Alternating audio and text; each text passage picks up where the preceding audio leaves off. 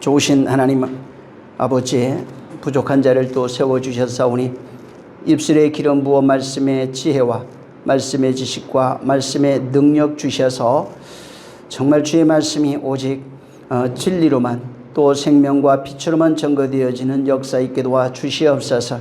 하나님 아버지, 말씀을 듣는 모든 심령들 정말 어떠한 상황에서 들을지라도 동일한 은혜와 능력 있게 하시고 저들 모두가 하나님의 말씀에 있는 그 진리만을 가져서 세상에서 빛으로 살아갈 수 있는 자들이요, 또 하나님의 아들로서 권세와 능력을 가지고 살아갈 수 있는 자들이 되게 하여 주시옵소서. 부족한 자 세워주셨사오니 이 시간에 오직 성령으로만 이끌리는 놀라운 역사 있게 도와 주시옵소서. 예수 이름으로 축복하고 기도했습니다. 아멘. 할렐루야. 자, 오늘은 창세기 16장입니다.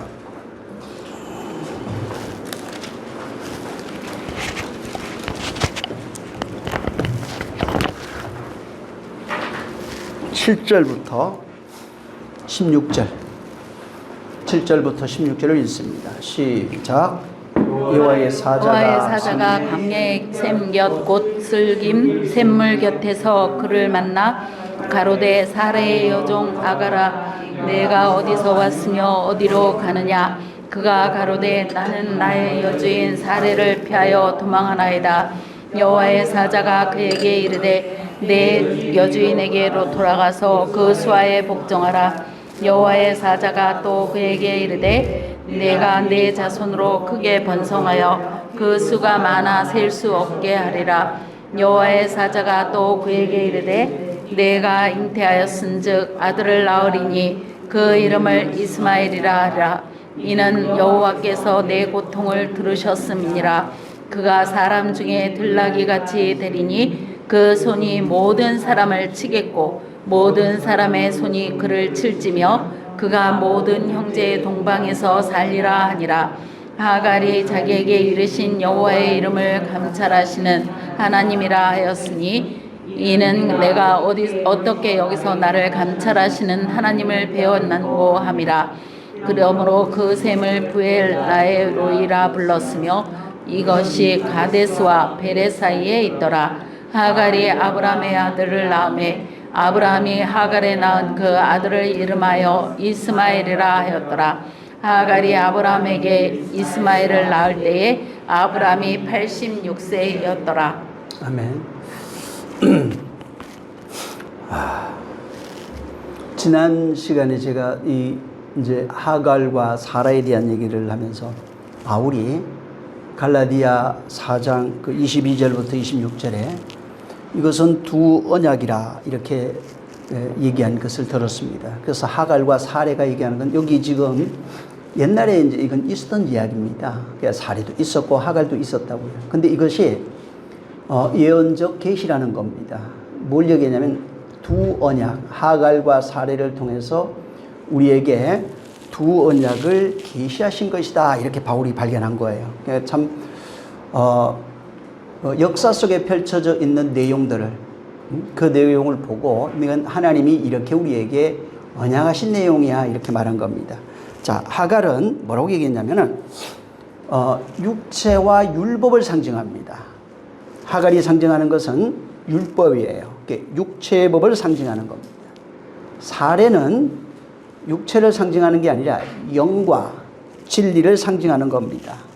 그러면서 여기 좀 여러분 읽었지만 하갈은 신의 사내로부터 나온 율법을 상징하는데 종의 영을 상징한다, 이렇게 얘기했어요. 그러니까 하갈은 율법을 상징하면서 종의 영을 상징하는 것이고, 이제 바울은 더 나가서 신의 산이나 지금 너희들 눈에 보이는 예루살렘이 똑같이 율법이다, 이렇게 얘기했어요.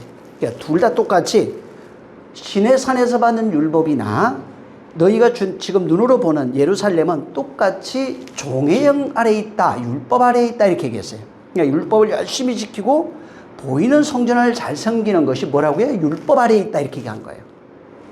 그래서 신의 산은 종의 영을 낳고, 자, 예루살렘 뭘 낳는 거예요? 그럼 똑같이 종의 영을 낳는 겁니다. 이런 식으로 설명을 한 거예요. 그 다음에 사레는 예루살렘이 아니다. 그러니까 눈에 보이는 예루살렘도 아니고 신의 산이 아니라 위에 있는 새 예루살렘이다 이렇게 얘기했어요. 그러면서 자유다 이렇게 얘기한 겁니다. 그래서 사례는 자유자를 상징하고 위에 있는 예루살렘을 상징하는데 바로 그것은 이 땅에 있는 것이 아닌 진짜 자유자로서 자유자를 상징하는 것이 사례다 이렇게 얘기한 겁니다. 자, 그러면서 하갈이 낳은 그 이스마엘 있죠? 여기 이제 본문의 그 얘기인데 하갈이 낳은 이스마엘은 결론적으로 뭘 상징하냐면 육체의 자녀를 상징하는 겁니다.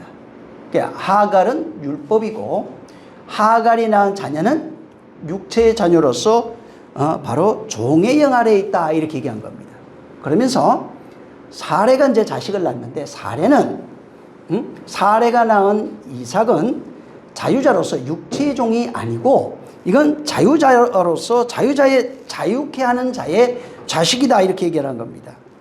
그래서 이제 하갈과 사레를 통해 가지고 율법으로 낳은 자식은 종의 영, 육체에 속하는 자고, 그 다음에 약속으로 낳은 자식, 곧 이삭은 바로 자유자의 자식이다 이렇게 얘기합니다. 이걸 가져다가 다시 또 설명하기를 옛 언약에 속한 자, 새 언약에 속한 자라 이렇게 설명을 하고, 그 다음에 옛 사람과 새 사람으로 구별해서 이것을 설명해 준 겁니다. 결국은 뭐냐면 율법과 진리라는 것이 육체와 영을 얘기를 합니다. 다른 말로 이것이 더 들어가서 바울은 옛 사람과 새 사람으로 얘기를 해줬어요.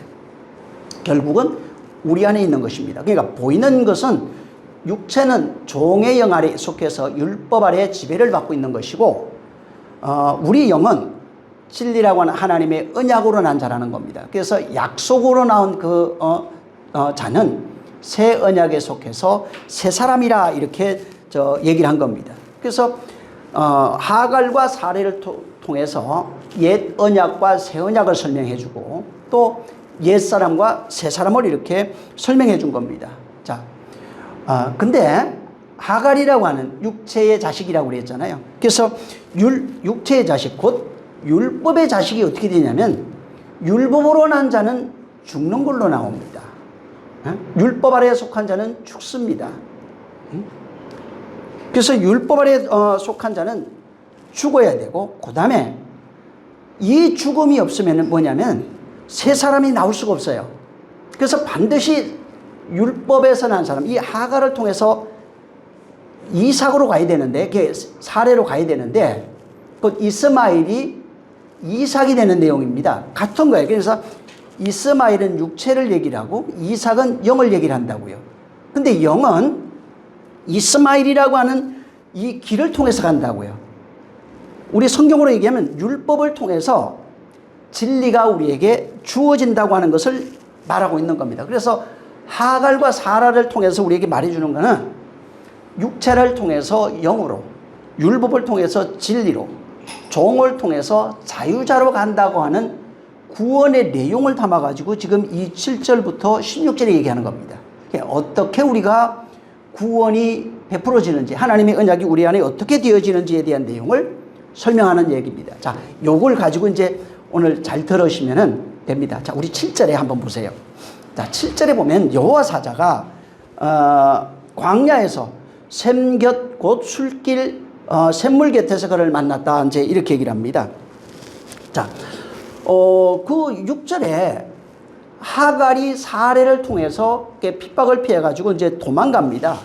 도망을 가는데 지난주에 얘기한 것처럼 이 사례는 바로의 딸입니다. 그러니까 임신을 해가지고 좀 무시하니까 그걸 사례가 느낀 거예요. 좀 자기를 하시하고 막 그러니까. 그래서 좀 괴롭혔죠. 그러니까 도망가 버렸어요. 어디로 가냐면 가는 길이 여기 지금 그 지난번에 여기가 어디냐면 그 광야길이라고 그랬죠. 광야길. 바로 그 그 샘물, 수르광야가 있는 마라 샘물이 있는 그 길입니다. 그러니까 갔던 길을 거꾸로 가는 거예요. 그러면 어디로 가면 애굽이 가는 길입니다. 가는 길이 되는 거예요. 그래서 애굽에서 나온 길이 광야길로 들어가는 길이 이술길이에요. 그러니까 수르광야가 들어가는 길이고 거기서 거꾸로 가나에서 나오는 길이 이수르길이에요. 그래서 이 길로 이제 가다가 샘물 곁에 섰다 이제 얘기를 했죠. 자, 여기에 그러니까 아마 자기가 고향으로 아마 가려고 했을 것 같아요. 제가 봐도 친정으로 아마 가지 않을까. 이제 가는 길에 어디서 만나냐면 그 길에서 여호와를 만났는데 광야 술길 샘 건처라 이렇게 이제 얘기를 했습니다. 그러니까 거기에서 누구는 여호와 사자를 만난 거예요. 하갈이 도망가다가 만난 거는 여호와 사자라고 그랬고, 지난번에 여호와 사자가 단수로 되어 있다고 그랬어요. 결국은 누구냐면 여호와입니다. 응? 여호와를 만난 거예요. 그래서 여호와를 만나서 이제 하는 얘기입니다. 그리고 이제 7절에 그래서 여호와 사자가 거기서 그를 만나가지고 8절을 보면은 물어봐요. 자, 누구한테 물으면 사레한테, 사레 여종 하갈아, 내가 어디로 왔으며 어디로 가느냐? 내가 어디서 왔으며 어디로 가느냐? 그가 가로되 나는 나의 여주인 사레를 피하여 도망갑니다. 이렇게 얘기했어요. 자, 지금 교회에 대해서 여기 이제 구속사가 있다고 그랬죠. 교회에 대해서, 교회라고 하는 것 자체가 뭐냐면 율법 아래에 있는 존재가 진리로 가는 자들이 교회예요. 율법에서 진리로 넘어가는 자들이 교회라고요. 전에도 얘기한 것처럼 이 세상은 율법의 세상입니다. 육체가 율법이에요. 그래서 육체의 죄를 정하사 이렇게 얘기하는 겁니다. 육체 자체가 율법이고, 세상에 자, 나라고 하는 존재가 와서, 나가 태어났어요. 나라고 하는 존재가 나를 드러내야 되는데, 이 세상은 율례와 법도, 법칙 이런 거 있잖아요. 문화와 풍습이 전부 다 어디서 유래했냐면 율법이라고 하는 것을 통해서 유래한 겁니다. 그것을 성경에는 선악이라 이렇게 얘기한 거예요. 자, 율법을 통해서 만들어진 이 세상에서 부모가 가지고 있는 것은 율법이에요. 그래서 어린아이에게, 말도 못하는 어린아이에게 엄마 아빠를 가르치면서 해야 될 거, 하지 말아야 될 것을 말해주는, 이게 율법이에요. 그래서 어린아이가 태어나가지고 이 세상으로부터 이 세상에 와서 이 세상에 있는 것을 가졌는데 그게 율법이에요. 그래서 나를 증명하려면 어떻게 되냐면 나는 이 세상에 있는 것으로 증명을 해냅니다. 그걸 잘하고 그래요. 그러니까 내가 나를 증명하는데, 나를 증명할 때 세상에 없는 것으로 증명할 수 있는 것이 아니라 문화와 율례와 도덕, 풍습 이런 것들은 전부 다 나를 증명하는 도구라고요. 그래서 내가 받아들인 그것을 가지고 나를 증명해내는 겁니다. 자, 그래서 이 세상에 있는 게 율법이에요. 구원은 뭐냐면 율법의 세상에서 진리로 바꾸는 거예요. 하나님의 나라로 그를 바꿔버리는 겁니다. 이걸 구원이라고 그래요. 그래서 성경은 율법 아래에 있는, 종의 영 아래에 있는 자를 진리로 바꿔버리는 것을 구원으로 설명합니다. 여기도 마찬가지인데 종의 영 아래에 있는 자가 자유자가 되는 것이 구원이에요. 육체에 속했던 자가 영으로 바뀌는 것이 구원이에요. 그러니까 육체로 시작해요. 그러니까 육체가 없으면 아예 구원을 설명할 수가 없어요. 자, 육체로 시작해서 영으로 바꿔버리는 겁니다. 육체가 없어진다는 얘기가 아니에요. 물론 나중에 죽겠죠. 근데 그게 아니라 육체를 통해, 육체라고 하는 거 보면은 문화와 풍습을 쫓고 종의 영 아래 따라서 육신의 정욕, 안목의 정욕, 이생의 자랑이 전부 다 율법이라고요. 그러니까 여기를 통해서 나를 증명해내는데, 이 육체로 살던 자가 이제 새로운 것, 하나님이 주신 새 생명으로 살아가는 것을 바로 영이라고 말하는 겁니다. 그래서 구원을 육으로 시작해서 육체의 사람이 영의 사람이 되는 거예요. 자, 율법으로 시작해서 진리가 되는 것을 구원이라고 그러는 겁니다. 자, 이 과정에서 어떤 일이 일어나요? 자, 육체의 사람이 영의 사람이 되는 과정에서 육체의 죽음이 일어나요. 옛사람의 죽음이 일어나는 겁니다. 그래서 이 과정에서 반드시 육체의 죽음, 옛사람 죽음, 이 보여지는 예수 그리스도의 십자가 사건은 보여지는 육체가 죽은 거 맞아요. 근데 그 육체는 율법을 완전케 하려 함이라 이렇게 얘기했어요. 그 율법의 죽음입니다. 육체의 죽음은 율법의 죽음이에요. 곧 우리로 얘기를 하면 율법의 죽음이라고 하는 것은 내가 이 세상에 와서 이 세상에 가지고 있는 율법이에요. 근데 그 율법이 내가 율법을 통해서 나를 증명했는데, 이렇게 율법을 통해서 나를 증명한, 나를 나타내고 있는 그 존재를 옛사람이라고 한다고요. 나라고 하는 존재가 세상에 있는 것, 곧 율법을 가지고 율법으로서 나를 증명해낸다고요. 내가 누구냐면 율법으로 나를 증명해낸 나라고요. 근데 죽었다고 하는 것은 이 세상에 와서 배워서 나라고 하는 옛사람이 곧 이 세상의 것으로 나를 증명해낸 그 옛사람이 죽었다고요. 어떻게 죽어야 되냐면은 예수님은 십자가에 보여줬고 곧 진리의 말씀으로 죽는 죽음이에요. 그래서 옛사람이 죽었다는 것은 새 사람, 곧 진리라고 하는 것에 의해 죽었기 때문에 그 진리는 살아있는 겁니다. 그래서 이렇게 옛사람이 죽고 새 사람 되는 것은 반드시 진리가 있어야 그리스도의 말씀으로 깨달아진 나예요. 그래서 옛사람이 죽으면은 나를 증명해내는 게 어떻게 증명이 되냐면은 과거에는 율법을 통해서 나라고 하는 존재가 증명이 되다가 옛사람이 죽었어요. 그러니까 진리로 인해서 죽었으니까 이제부터는 진리로 인해서 내가 나를 증명해내는 거예요. 그러니까 진리가 나를 증명해내는 거라고요. 그래서 진리가 없으면 나를 증명해낼 수 없는 겁니다. 그래서 십자가의 죽음이 곧 나의 죽음이고 그 십자가의 죽음은 옛사람의 죽음이에요. 종의 영으로 살아가고 있는 우리의 죽음을 얘기하는 겁니다. 그래서 이렇게 그 십자가를 통해서 하나님의 은혜 받으라 하는 거죠. 전에도 얘기했지만 이 은혜는 굉장히 중요합니다. 기독교 가면 제일 먼저 듣는 게 은혜 얘기인데 그냥 은혜 받았습니다. 할렐루야 아멘 하세요. 이게 아니고 은혜라고 하는 것은 우리는 자 하나님 말씀 들었어요. 들었는데 이 말씀이 듣고 내가 이렇게 해야지 하고 순종하면은 자기 행위로 순종을 하면은 내 의가 나오는데 이걸 율법의 의라고 그래요. 자, 들었는데 행위의 의가 나오는 것이 아니라 말씀을 듣고 믿음으로 말미암아 은혜 받아 산다고요. 바울이 이걸 굉장히 강조한 겁니다. 그러니까 은혜는 오직 내 의가 나오는 것이 아니라 하나님의 의가 나왔을 때를 믿음이라고 그래요. 자, 듣고 믿음을 갖습니다. 갖는데 순종하여 내 의가 나오면은 율법으로 말미암는 자기 행위의 의가 나와서 자기를 자랑하고 자, 들었는데 그 말씀을 듣고 바로 하나님의 의가 나타나면 은혜 받아서 내 의를 부정하고 오직 그리스도의 의만을 인정했을 땐 나는 아무것도 없어요. 내 의는 전혀 없어지는 거예요. 그래서 은혜로만 살아야 된다고요. 그러니까 은혜 받아 살아야 됩니다. 이걸 그냥 하나의 어떤 단어 문장으로 얘기를 하는 것이 아니라 하나님의 의로 살 거냐 내 의로 살 거냐 이 얘기하는 거예요. 성경은 오직 하나님의 의로만 살으라고요. 내 의를 주장하지 말라고요. 내가 이렇게 하고 저렇게 하고 이게 내 의라고요. 성경은 그 의로는 구원이 없다고 얘기를 해요.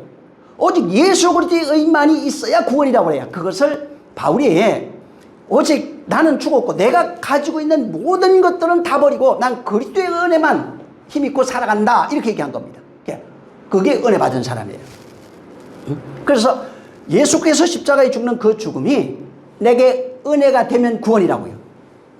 이걸 하나님의 은혜라고 그래요. 그래서 하나님의 임재였어요. 다른 게 아니라 구원하는 그 은혜를 내가 경험한 거예요. 하나님의 은혜만 있는 거예요. 근데 내 의는 뭐냐면 내가 세상의 것으로 나의 의를 자랑하게 돼 있어요. 내 것이 나오면 이게 율법주의자들이고 바리새인 서기관 율법사가 그거 한 겁니다. 내가 한 번, 일에 한 번씩, 두 번씩 금식하고 11조도 하고 막 했습니다. 나는 기도도 빠진 적이 없습니다. 예배 한 번도 빠진 적이 없습니다. 이게 말씀을 듣고 내가 그렇게 하나님이 시키는 대로 잘했습니다. 이게 자기 의라고요. 하나님은 그걸 내놓으라는 얘기가 아니에요. 말씀을 주신 것은 의는 믿음으로 살리라. 믿음으로 살리라. 그러니까 그걸 자랑하는 것이 아니라 저 세리가 와가지고 나는 죄인입니다 하는 거예요. 내 것은 없다는 게 내 의는 없고 오직 하나님의 의만 있어야 된다 하는 겁니다. 자, 이 아까도 얘기한 것처럼 하갈이 어떻게 하갈을 통해서 사례로 가는지에 대한 내용을 설명하는데 자, 아까도 얘기한 것처럼 그리스도의 죽음 곧 하나님의 은혜가 펼쳐지는 그 내용을 여기서 지금 설명해 주었어요. 자, 하갈은 우리 옛사람을 상징한다고 그랬습니다. 육체를 상징한다고 그랬어요. 자, 옛사람이 지금 가고 있어요. 옛사람이 지금 가고 있어요. 육체를 상징하는 내가 지금 가고 있는 거예요. 가다가 어디에서 섰냐 하면은 우물가에 있는 겁니다. 근데 여호와가 거기서 만난 거예요. 여호와를 만나가지고 뭐라고 지금 묻냐면 너는 어디서 시작해서 어디로 가는지 그게 지금 저 8절 어디로 가느냐 내가 어디서 왔으며 들어가면은 어디서 왔으며 여기가 시작으로 나와요. 어디서 시작해서 어디서 왔으며 어디로 가느냐 이렇게 물은 거예요. 어디서 시작했느냐 어디서 가느냐 어디서 와서 어디로 가느냐 이렇게 물은 거라고요. 자, 이게 어디 뭐가 좀 비슷하지 않아요? 하나님은 전지전능하다고 그랬잖아요. 그럼 다 하는 거예요. 어디서 왔는지 왜 모르겠어요, 이게. 근데 물어요. 너 어디서 왔어? 어디로 가는 거야? 성경에 이 물음이 몇 군데가 있어요. 아담 있죠?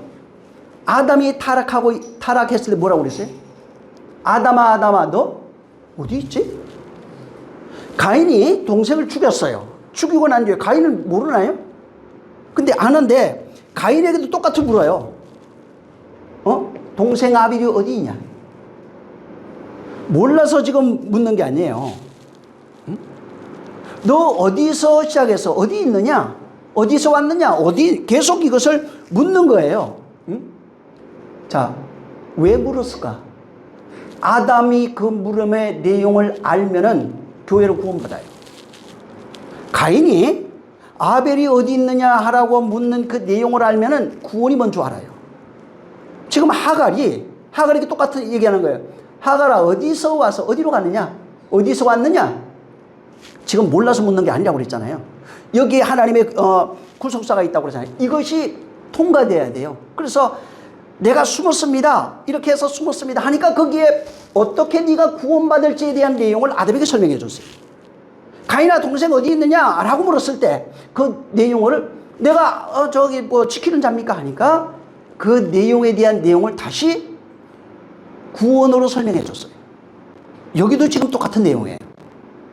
하갈아, 너 어디서 와서 지금 어디로 가느냐? 물은 겁니다. 아담아, 너 어디 있느냐?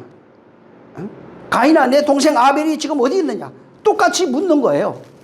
이거는 있잖아요. 장소를 묻는 게 아니에요. 지금 너 저기 무화과 나무 때 숨었습니다. 이런 걸 묻고 싶은 게 아니에요. 그걸 몰라서 지금 묻는 게 아니에요. 바로 존재에 대한 질문이에요. 전부 다. 응? 존재. 넌 지금 어떤 존재로 있느냐? 어떤 존재로 네가 지금 내 앞에 있느냐 하는 겁니다. 가인한테도 똑같은 거예요. 너 어떤 존재로 지금 있느냐? 하갈도 지금 어떤 존재로서, 아니 지금 어디 있는지 모르겠냐고요. 그게 어디서 와서 어디로 가고 지금 어디 있는데 위치가 어딘지 왜 그걸 모르겠어요. 응? 선악과 먹고 난 이후에도 네 상태가 지금 너의 존재가 뭐야? 가인아, 동생을 죽이고 난 이후에 그 상태, 너의 상태가 뭐냐 지금? 하갈이 지금 살해를 피해서 도망가고 있어요. 자, 너의 지금 상태가 뭔지를 묻는 겁니다. 그래서 그 물음 상황이라든가 물음의 단어 자체 조금씩 다를 수는 있지만은 그 핵심은 전부 다 같은 얘기를 하고 있는 겁니다. 그래서 하나님께서 그 존재적 상태를 알아야 나중에 이게 율법 아래에 들어가면 어떻게 되냐면 너의 존재를 어떻게 설명하냐면 죄 아래에 있다 이렇게 얘기했어요. 사망 아래에 있다 이렇게 했어요. 저주 아래에 있다 이렇게 했어요. 율법 아래, 바로 신약으로 오면 이게 율법 아래에 있다, 종의 영이다 이렇게 얘기해요. 구약에는 그렇게 하면 아마 이단이라고 했을 거예요. 왜? 아니 율법을 지키고 있는 게 우리가 무슨 종이야 이렇게 얘기했을 거예요. 그 신약에 오면 그게 종의 영이야, 사망 아래에 있는 거야, 저주 아래에 있는 거야. 만약에 구약에 가서 그걸 지키는 걸 보고 사망 아래에 있는 거야, 저주 아래에 있는 거야, 그날 죽는 거예요. 그냥. 그래서 같은 얘기인데 존재적 상태가 율법으로 가면 구약에서는 죄인이다, 사망이다, 저주다, 계속 이렇게 하나님을 떠났다 이런 식으로 설명을 해놨고, 신약으로 와서 종의 영, 사망 아래 여러 가지로 설명하고 있는 겁니다. 자, 근데 그래서 지금 너의 존재적 상태가 이런 거예요. 근데 존재적 상태가 율법이에요. 종의 영이라고 그랬잖아요. 이걸 바울이 설명했다고 그랬잖아요. 자, 그의 존재적 상태는 율법 아래에 있는 것, 종의 영 아래에 있는 것, 사망 아래에 있는 상태입니다. 자, 근데 여기서 이 상태를 건져내야 돼요. 건져내려면 어떻게 해야 되냐면 9절을 읽어보세요. 9절 시작.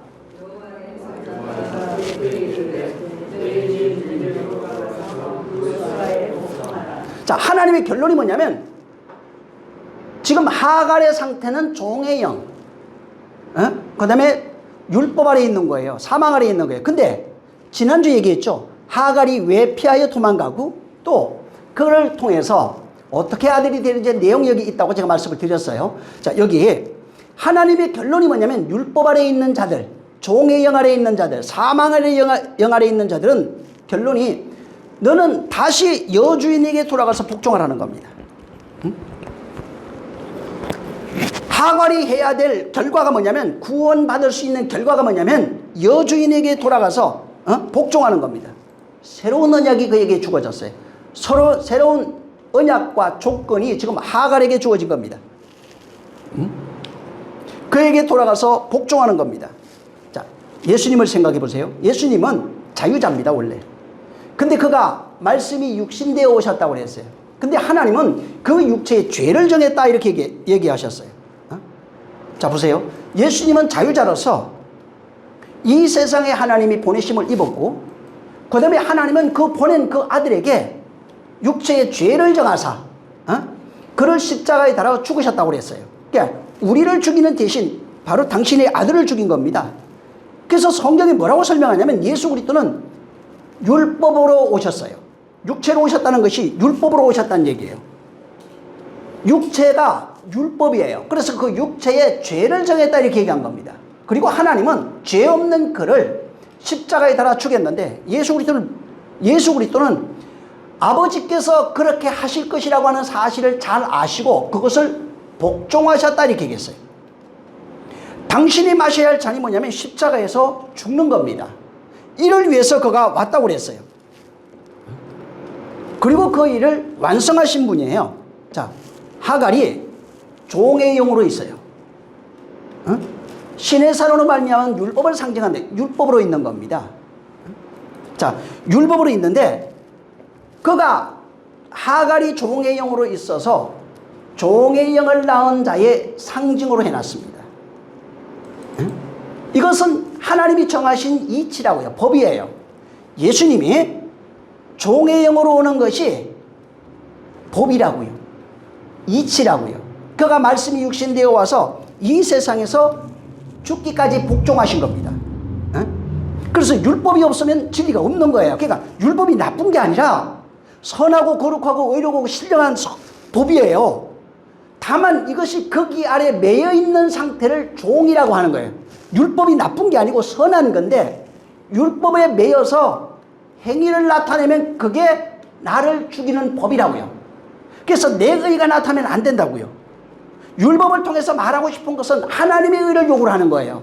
근데 사람들은 율법을 들으면 행위의 의를 드러내려고 한다는 겁니다.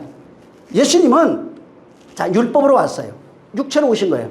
육체는 뭘 해야 되냐면 말씀이 그 육체에 이루어져서 죽는 겁니다. 이게 구원이에요. 그래서 그가 율법으로 와서 십자가에 죽는 것이 구원이에요.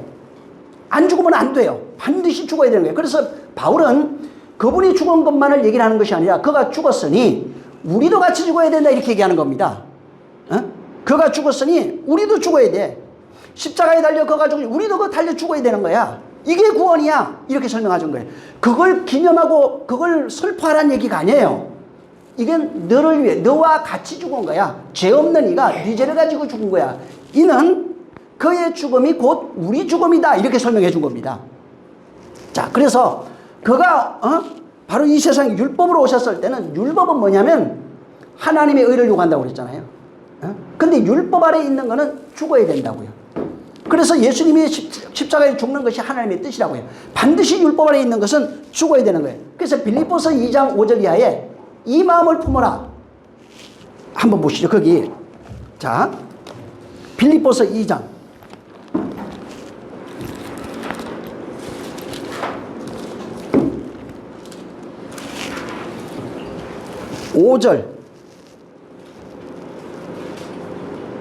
(5절에서) 7절 시작.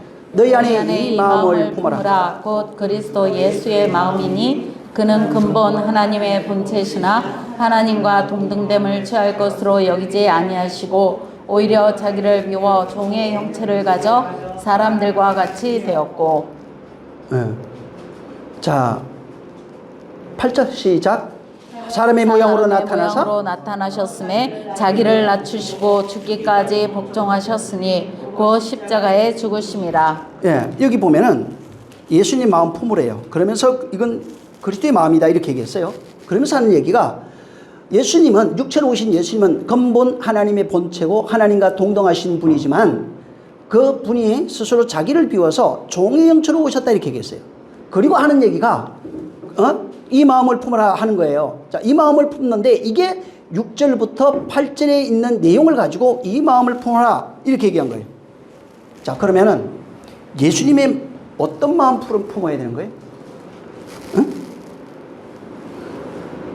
어떤 마음을 지금 품으라는 얘기예요? 여기는 그냥 보면은 보통 우리가 얘기를 할 때 어떻게 얘기하냐면 하나님의 본체입니다. 그리고 하나님과 그 본체의 권능과 능력 다 가지고 있는 신인데 그분이 자기의 모든 것을 포기하고 아버지 뜻대로 자기를 낮춰가지고 낮아져가지고 우리를 구원하기 위해서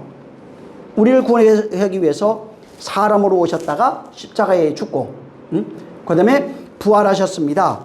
이렇게 하나님을 사랑하고 또 말씀을 순종하고 하는 이런 겸손의 마음을 본받아야 됩니다 라는 얘기를 제가 알기로는 거의 다 합니다. 틀렸느냐? 그렇진 않아요.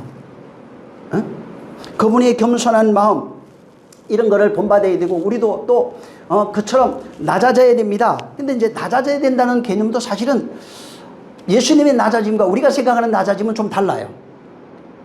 다르긴 한데 어찌됐든 뭐 틀린 건 아닙니다. 넓은 의미로 그건 틀린 건 아닙니다. 문제는 뭐냐면 인간은 낮아질 수 없어요. 인간의 존재적 자체가 이미 낮은 곳에 있어요. 우리가 더 낮아집시다 한다면은 자기가 높은 곳에 있을 때 가능한 얘기예요. 인간은 존재 자체가 이미 가장 깊은 곳, 가장 낮은 곳에 있어요. 인간이 낮아질 것 자체가 없는 겁니다.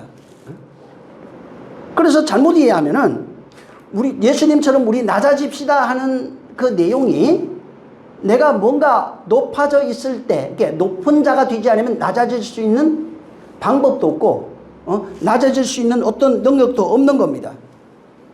인간 자체는 한 번도 높은 곳에 가본 적이 없어요. 높은 곳에 앉아본 적이 없어요.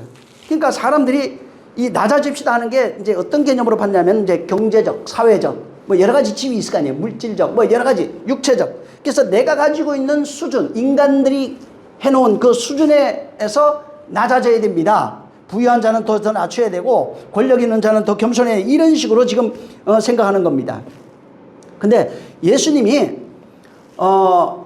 낮아졌다고 하는 것은 그런 우리가 생각하고 있는 이 사회에서 말하고 있는 그런 낮아짐이라고 하는 것을 말하는 게 아닙니다. 이건 전혀 다른 거예요. 자, 2장 그 5절에 보면은 이 마음을 품으라 이렇게 돼 있죠. 이 마음을. 근데 이 단어가 후토서 프로네오라고 하는 단어예요. 이게 지금 프로네오라고 하는 게 이게 명령인데 명령이 동사입니다. 근데 이게 직역하면 어떻게 되냐면 이렇게 생각해라. 이렇게 깨달아라 이런 거예요. 그러니까 단어가 우리가 이제 번역은 이 마음을 품어라 이렇게 되어 있지만 이렇게 생각해라. 이렇게 깨달아라 이렇게 되어 있어요. 다른 말로 얘기하면 마음에 품은 것, 그 다음에 생각하는 것, 깨달은 것이 조금 달라요. 뭐가? 조금 다른데 여기는 지금 마음에 품은 것으로 이렇게 번역을 해놨어요. 그러니까 생각하고 깨닫는 것 이겁니다. 그래서 이거 잘못 이해하면 이렇게 헌신하고 복종하는 이 마음 넓은 의미로는 틀린 건 아니라고 그랬잖아요. 그러니까 이건 근데 아니지만 이 마음을 품어라가 아니라 뭐를 깨달아야 되냐면 예수님이 왜 육체로 오셔서 십자가에 죽고 부활하셨는지에 대한 그 진의를 깨달으라고요. 그 내용을 품으라고요. 예수님이 하나님과 동등하신 그분이 말씀이 육신데 율법의 육체로 오셔서 죽고 부활하신 이유와 그 내용을 깨달으라고요. 이걸 깨닫지 못하면은 여기서 말하고 있는 우리 그 마음을 품으라고 하는 내용, 이 내용 자체를 가질 수 없어요. 이게 안 되면, 그 내용이 안 되면 구원 자체가 없다고요. 구원은 그가 말씀이 육신되어 이 세상에 육체로 오셔서 고난받고 십자가에 죽고 부활하신 이유가 뭐냐고요. 그 내용이 뭐냐고요. 그거 내용을 알아서 네 마음에 새기라고요. 이게 그 마음을 품는 겁니다.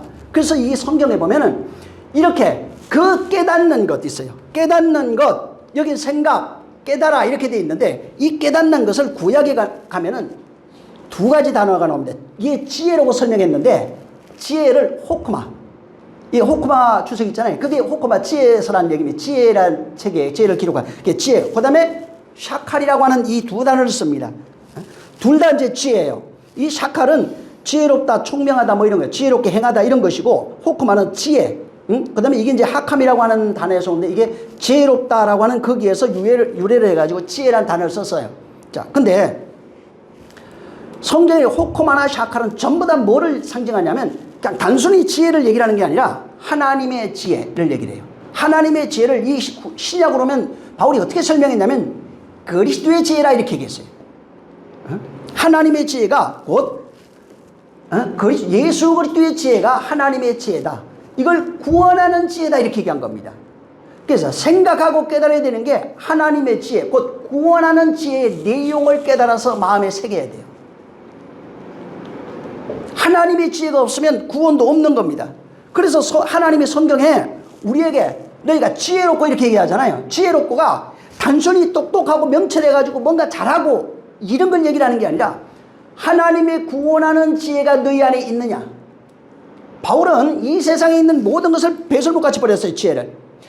그에게 하나님이 구원하는 지혜가 예수 그리스도로 말만 펼쳐져 있는데 그 구원하는 지혜가 너희에게 있느냐 이렇게 얘기하는 겁니다. 그래서 성도에게 요구하는 게 지혜로우라 하는 것이 하나님의 구원하는 지혜를 깨달아서 그 내용을 가지고 있는 자가 바로 지혜로운 자예요. 지혜롭다는 게 다른 말로 구원이라고요. 구원받았다고요. 응? 지혜로운 자는 구원받은 거예요. 하나님의 그 지혜를 가지고 있는 거예요. 그래서 지혜와 하나님의 구원하는 지혜와 그 예수 그리스도가 연결이 되어 있고 예수 그리스도와 구원이 연결이 되어 있어요. 그러니까 하나님의 지혜가 있다는 말은 구원이 있다는 얘기예요. 이 과정 속에 있는 것이 예수 그리스도로 말미암아 우리를 구원하는 바로 그 지혜가 있다는 겁니다. 성경에 지혜 반대가 미련한 자로 나오잖아요. 미련한 자를 지옥이라고 그러잖아요. 지옥. 미련한 게 뭐예요? 하나님의 구원하는 지혜가 없는 상태를 미련하다고 그래요. 미련하다니까 세상에서 볼 때 또 뭐 머리 쏟고 이걸 말하는 게 아니에요. 하나님의 구원하는 지혜가 없으면 하나님 볼 때 미련한 거예요. 전부 다. 아무리 똑똑해도 미련한 거예요. 어리석은 자예요. 근데 구원하는 지혜가 있으면 바로 지혜로운 자예요. 그래서 하나님이 선택할 바라 문벌 좋고 똑똑하고 있는 자가 없다는 겁니다. 근데 하나님은 그를 지혜롭다고 말하고 있는 겁니다. 그래서 미련한 자를 가리켜서 그 상태, 구원하는 지혜가 없는 상태를 지옥으로 설명하고 반대로 구원하는 지혜를 가지고 있는 자를 천국으로 설명하고 있는 거예요. 그러니까 하나님의 구원하는 지혜가 있느냐? 그걸 구원, 하나님의 나라 이렇게 얘기를 하고 없으면은 지옥, 사망 이렇게 설명하는 겁니다. 그러니까 미련하다 이렇게 설명하는 겁니다. 그래서 그 성경에 지혜롭다 이런 게 있어요. 지혜롭다 이런 게 있는데 이런 것들은 전부 다 뭐하고 연결이 되어 있냐면 생명, 구원, 영생 이런 걸로 다 연결이 되어 있어요. 성경에 나오는 지혜로움은 전부 다 생명, 하나님이 주신 어떤 생명을 가지고 있어요. 구원 이런 것들을 가지고 있어요. 그래서 지혜의 본질 자체가 생명과 구원이에요. 지혜로 뭔가 똑똑해가지고 잘하는 걸 말하는 게 아니라 하나님의 생명이 있느냐, 구원하는 그 능력이 있느냐 이런 겁니다. 그래서 하나님의 그 생명이 있는 상태를 구원이라고 합니다. 자, 이렇게. 근데 성경에요 지혜가 제일 처음 등장하는 데가 있어요. 어디예요? 선악나무입니다. 창세기 3장 6절에 여자가 그 나무를 본 적 먹음직하고 보암직도 하고 지혜로만큼 탐스럽기도 한 나무인지라 이렇게 얘기했어요. 선악과가 지혜의 나무래요. 선악과에는 그 선악나무는 지혜가 있다는 겁니다. 지혜는 아까도 얘기했죠. 지혜가 뭐하고 연결됐다고요? 생명, 구원과 연결이 되어 있다고 그랬잖아요. 그래서 여자가 보니까 이 선악나무가 지혜롭게 할 만한 그런 탐스러운 나무다 이렇게 얘기했어요. 그럼 거기서 그 선악나무 안에 담겨 있는 것이 뭐라고요? 지혜가 있대요. 이 지혜가 뭐라고요? 구원하는 생명에 관한 얘기가 그 안에 담겨 있다고요. 선악나무에는 구원하는 하나님의 지혜가 거기에 담겨 있다고요. 다시 말해서 율법을 통해서 진리가 되는 그 하나님의 지혜가 그 안에 담겨 있다고요. 그래서 선악을 알게 하는 그 나무 속에는 뭐가 있냐면 생명이 있다고요. 선악을 알게 하는 나무와 생명과는 결국은 하나라고요. 그래서 선악을 알게 하는 그 나무, 인간은 율법 아래 있으니까 그 율법이라고 하는 것 자체를 통해서 율법은 구원하는 지혜가 있다고요. 선하고 거룩하고 생명이고 의로운 거예요. 다 사랑입니다. 근데 율법을 겉으로 알면은 인간의 의가 나오고 율법을 내용으로 알면은 생명이 나와요. 인간의 행위가 아니라 하나님의 의가 나온다고요. 그래서 율법을 보고 선악나무를 보고 껍데기로 알면은 사망이 보여요. 행위로 보이니까 못 지켰으니까. 근데 내용으로 알면은 그 안에 생명이 있다고 해요. 그래서 선악으로 오신 이가 예수 그리스도예요. 그가 죽으니까 어떻게 되냐면 껍데기가 깨져가지고 그 안에 생명이 우리에게 쏟아지는 내용이 하나님의 우리에게 명하신 지혜라고요. 그 하나님의 지혜가 그로 말미암아 우리를 구원하는 그 지혜가 있는 겁니다. 자, 그래서 예수 그리스도로 말미암아 하나님이 우리를 구원하는 지혜를 생명이라고 그러고 영생이라고 합니다. 자, 그래서 보세요. 야곱이 그 요셉의 아들 그 두 아이죠. 팔을 어긋내서 이렇게 축복하죠. 장자가 차자가 되고 차자가 장자가 되는 내용을 말하고 있는 겁니다. 이게 뭐냐면 여기에 장자가 차자가 되고 차자가 장자 되는 얘기가 구원이라고요. 장자가 차자 되고 차자가 장자 되는 게 이게 하나님의 지혜예요. 그래서 또 여기에 뭐가 나오냐면 이삭이 아들을 낳았는데 요셉과 누구지? 에서와 야곱 나오잖아요. 큰 자가 작은 자를 섬겨요. 응? 요셉의 아들이 큰 자가 작은 자가 되고 나도 안다. 난 눈 어두워서 그런 거 아니야. 작은 자가 큰 자가 된다고 하는 나중된 자가 먼저 된다고 하는 예언이 이루어진 거예요. 그러니까 먼저 된 자가 나중되고 나중된 자가 먼저 되리라고 하는 이 예언을 예수 그리스도 안에서 우리가 구원받는 이야기로 그 내용을 예언적 계시로 해놓은 겁니다. 전부 다. 그리고 실제 그의 죽음과 부활을 통해서 그가 먼저 돼요. 우리는 나중돼요. 그 내용을 말한 겁니다. 다른 말로 얘기하면 좀 더 근본적 계시로 얘기하면 율법 아래서 율법이 죽어야 진리는 나중에 오잖아요. 먼저 된 것은 율법을 우리에게 먼저 줬고 모형으로 해놓은 거예요. 전부 다. 두 아이나 에서와 야곱도 그건데 실제 내용은 먼저 된 율법이 나중이 되고 먼저 죽어야 돼요. 그 다음에 진리가 나중된 그 진리가 먼저 되는 것이 구원이라고요. 응? 율법이 죽어야 진리 되는 것이 바로 구원입니다. 그래서 장자가 죽어야 돼요. 장자가 뭐예요? 율법이에요. 장자가 죽으면은 차자가 어떻게 돼요? 나중된 자가 사는 겁니다. 그래서 모형으로 그걸 해놓은 거예요. 그래서 예수로 얘기하면 예수님이 죽으면은 그리스도로 부활하는 거예요. 옛사람이 우리로 적용하면 옛사람이 죽으면은 새 사람이 먼저 되는 거예요. 나중에 먼저 된 자는 나중되고 나중된 자가 먼저 되는 거예요. 그래서 반드시 뭘 얘기를 하냐면 율법이 죽어야 돼요. 첫 것은 나중돼요. 율법 아래 있는 것은 예수님도 율법 아래 있는 것이 우리 육체도 다 율법 아래 있어요. 옛사람이 다 율법 아래 있어요. 이거는 죽어야 돼요. 이게 죽으면 어떻게 되냐면 그 안에 진리가 나와요. 차자가 먼저 돼요. 그리스도로 말미암아 우리가 전부 다 생명된 자라고 나오는 것을 말하는 겁니다. 그래서 예수가 죽으면은 그리스도 부활하는 거예요. 옛사람이 죽으면 새 사람 되는 거예요. 율법이 죽어야 옛사람이 죽어야 진리가 되는 거예요. 새 사람 되는 거예요. 이것을 말하는 거예요. 그래서 예수 죽고 그리스도가 사는 이야기로 되어 있는 것이 바로 이 교회입니다. 바울은 지금 이 빌립보서 2장 5절 이하에 이 내용을 다 깨달아 버린 거예요. 깨닫고 뭐라고 하냐면 이 마음을 좀 품으라고요. 첫 것이 죽고 새 것이 사는 이 마음을 좀 깨달으라고요. 하나님이 구원하는 그 지혜를 깨달으라고요. 그래서 전부 다 구약에는 비유로 얘기해놨어요. 바로 하나님이 예수 그리스도로 말미암아 우리를 구원하는 것이 하나님의 지혜인데 그 구원에는 하나님의 생명이 들어있다고요. 근데 예수님이 그 생명을 어떻게 설명했냐면 그 생명은 바로 내 말이다 이렇게 얘기했어요. 그걸 영이다 이렇게 얘기한 거예요. 자, 세상에 있는 말들이 뭐라고요? 영이에요. 어떤 철학이 되면 영이에요. 신학이 돼도 영이에요.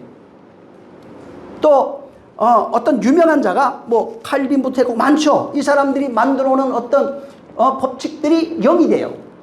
이건 사망이에요. 전부 다 세상에서 만들어진 건 전부 다 사망이에요. 영이에요. 부모가 옛날에 유교를 가르쳤잖아요. 유교 자체가 영이라고요. 그 말에 내가 지배받아 그렇게 끌려가면 종의 영을 받은 거예요. 근데 우리는 종의 영 아래에 있지 아니하고 하나님의 영, 곧 진리 아래에 있다 이렇게 얘기했잖아요. 예수 그리스도 입에서 나온 그 말로 살아가는 존재가 되면 새 사람인 거예요. 영인 거예요. 하나님의 지혜를 가지고 있는 겁니다. 그래서 예수 그리스도 육체로 오셔서 십자가에 죽었어요. 그 다음에 그 안에 있는 당신 육체에 담아왔던 아버지의 말들 영이라고 그래요. 이걸 생명이라고 그래요. 이것을 믿는 자에게 부여해 주셨는데 이게 구원하는 지혜예요. 그 내용을 깨달아 가지면은 하나님의 구원하는 지혜가 있고 그 지혜를 가지고 있는 그를 교회라고 합니다. 구원받은 자, 생명된 자, 이렇게 하나님의 나라 된 자라고 말하는 겁니다. 그래서 교회는 뭐냐면 하나님이 구원하는 그 지혜가 펼쳐져 있는 그 존재들이에요. 그 내용을 깨달아서 교회된 자들입니다. 자, 그 다음에 여기 10절을 한번 보세요. 자, 10절 시작. 하늘에 있는 여호와의 사자가 또 그에게 이르되 내가 내 자손으로 크게 번성하여 그 수가 많아 셀 수 없게 하리라. 예. 자, 9절에 너 좀 돌아가가지고 하갈로에 돌아가서 사례 내 주인에게 복종하라고 그랬잖아요. 복종해야 되는 이유가 10절이에요. 10절 잘 읽어보면은 너 가서 복종하라고 그랬잖아요. 자, 복종해야 돼. 그러면서 하는 얘기가 내기를 돼. 내가 내 씨를 크게 번성하게 하여 그 수가 많이 셀 수 없게 하리라 이거예요. 네가 복종하면 어떻게 되냐면은 자, 내가 가는 대로 네가 가가지고 지금 하나님께 복종하잖아. 복종하게 되면은 내 씨가 크게 번성할 것이다 이렇게 돼 있어요. 자, 크게 이제 번성하다가 이 단어가 라바인데 라바는 성경에서 어떻게 쓰여지냐면 임신, 곧 출산 이거하고 관련된 단어가 전부 다 라바예요. 창세기 3장 16절에 여자에게 이르시되 내가 잉태하는 고통을 크게 더하리니 있잖아요. 이거예요. 응? 그래서 라바라고 하는 단어가 전부 다 임신과 출산하고 이게 관련이 되어 있어요. 그래서 거기 창세기 3장 16절에도 고통을 크게 더하리니 이게 우리는 크게 더하리니 이렇게 되어 있잖아요. 근데 원문 딱 들어가면 어떻게 되면 라바 이렇게 되어 있어요. 크게 이렇게 나와요. 더하다 이거 같은 거예요. 그러니까 그렇게 그 단어 뜻 자체가 크게 혹은 번성, 더하다 이런 걸로 되어 있어요. 그래서 거기 원문에는 라바로 되어 있어요. 그러니까 지금 여자에게 임신하는 그 고통, 거기에 임신이라는 단어가 헤론인데 헤론은 임신 혹은 수태 이런 겁니다. 그러니까 임신할 때 고통이 있다는 거예요. 사실은 아기 낳을 때 고통이 있지 임신할 때 고통은 없어요. 근데 여기는 임신할 때 잉태하는 고통이 있다 이렇게 얘기했어요. 이유가 있겠죠. 우리 전에도 이건 한번 말씀을 드리죠. 임신할 때 고통이 있어요. 이거는 육체를 빗대서 말하는 거지만 육체를 말하는 게 아니에요. 하나님의 영이 우리에게 잉태되는 고통이 있다고요. 교회가 그리스도를 잉태하는 고통이 있다고요. 무슨 고통이에요? 옛사람이 죽는 환난과 고난, 핍박이라고 하는 고통, 어마어마한 고통이 있어요. 옛사람이 죽는 고통이 있어요. 그래서 잉태하는 고통이 훨씬 커요. 해사는 수고예요. 이거는 원래 육체로 얘기를 한다면은 잉태는 수고고 출산이 고통이에요. 반대예요. 원래는 인간은. 근데 여기는 그 얘기를 하고 싶은 게 아니라 잉태의 고통이 커요. 해사는 그냥 수고예요. 그래서 잉태하는 고통을 크게 더한다는 거예요. 그래서 이게 잉태하는 고통은 그리스도의 진리의 말씀이 우리에게 들어올 때, 아들의 영, 곧 새 영이 우리에게 들어올 때 옛사람이라고 하는 그 존재가 고난받아야 되고 환난당하고 핍박당하고 죽음이라고 하는 것을 경험해야 잉태가 돼요. 백이라고 하는 것이 율법적 자아로 꽉 차 있어요. 근데 여기에 한 가지를 걷어내는 것이 이게 보통 문제가 아니에요. 진리로 바꾸는 것이 이게 가면 갈수록 더 심해진다고요. 그래서 옛사람이 죽었다 얘기할 때 이게 죽는 고통이 성경에는 잉태하는 고통 이렇게 얘기했어요. 그래서 잉태하는 고통이 있으면은 어떻게 되냐면 계시록에 가잖아요. 계시록에 뭐라고 이걸 표현했냐면 여자가 만국을 다스리는 아들을 낳게 된다고 얘기해요. 예수 그리스도만 얘기를 하는 게 교회는 예수 그리스도 낳는 거 맞아요. 그리스도는 또 우리를 낳는 거 맞아요. 잉태하는 고통을 크게 만국을 다스리는 자가 그 생명의 씨가 우리에게 잉태될 때 만국을 다스리는 자로 전부 다 옛사람이 죽고 새사람 되는 그 경험 속에 있는 거예요. 그래서 잉태하는 고통이 큰 겁니다. 그래서 너희가 이제는 잉태하는 고통이 있으면 뭐라고 그래요? 계시록에 가면 너희가 수고하여 아들을 낳고 이렇게 얘기했어요. 수고해. 잉태되면 이제는 출산하는 건 수고밖에 안 된다고요. 잉태하는 고통이 훨씬 커요. 왜? 아까도 얘기한 것처럼 옛사람이 죽어야 되는 고통 때문에 그래요. 그 죽는 과정, 죽음이라는 거 과정 가기 전까지 계속해서 고난, 환난, 핍박 이런 것들이 계속되거든요. 그리고 결국은 죽어요. 자, 11절에 보면은 이제 여호와 사자가 그에게 내가 이제 임신해서 아들을 낳을 텐데, 임신했는데 아들을 낳을 때 그 이름은 이스마엘이라 할 것이다 이렇게 했어요. 그리고 이스마엘은 이는 여호와께서 내 고통을 들었다 이렇게 얘기했어요. 응? 그러니까 하갈이 임신해갖고 아들을 낳는데 그 이름은 이스마엘이 될 것이고, 그 다음에 그 아들의 이름이 이스마엘이 하라고 그랬잖아요. 이게 이스마엘이 될 것이다 그런 거예요. 근데 이건 성경에 이게 비슷한 게 또 나와요. 마리아가 그 잉태를 했는데 너희가 잉태하여 아들을 낳을 것이다. 그 이름을 예수라 하라 하는 거예요. 여기는 지금 어떻게 되냐면 하갈에게 네가 임신해서 아들 낳을 거야. 마리아야 네가 임신해서 아들 낳을 거야. 하갈아 그 이름은 이스마엘이 될 것이고 마리아야 그 이름은 예수가 될 거야 이렇게 얘기했어요.